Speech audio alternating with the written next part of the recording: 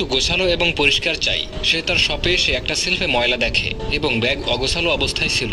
এজন্য শপের কর্মীকে সে চাকরি থেকে বের করে দেয়। এরপর সে আরো একটা শপে গিয়ে একটা ছেলেকে দেখে। তার দিকে তাকিয়ে সে অবাক হয়ে যায়। ছেলেটির নাম জায়ান। তখন একজন মহিলা বলে সে একটা প্রোডাক্ট কিনেছে কিন্তু প্রোডাক্টটি ভালো না এবং সে শপের মালিককে খুব আজে বাজে ভাবে গালি দিচ্ছিল। উইয়ের ম্যানেজার তাকে এসব না দেখার জন্য নানাভাবে বাধা দেয়, কিন্তু উই দেখে নেয় এবং সে কাস্টমারের সাথে ঝগড়া বাঁধিয়ে দেয়। তখন সেখানে জায়ান আসে।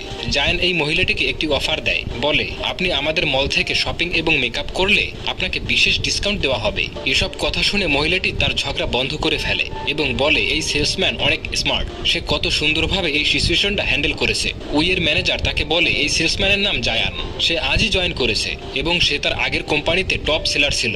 সন্ধ্যায় নতুন এমপ্লয়ীদের ওয়েলকাম পার্টিতে উই অনেক বেশি ড্রিঙ্কস করে ফেলে আর মাতাল হয়ে সে পুরুষের ওয়াশরুমে চলে যায়। জায়ানকে দেখে বলে তুমি কি আমাকে ফলো করছো?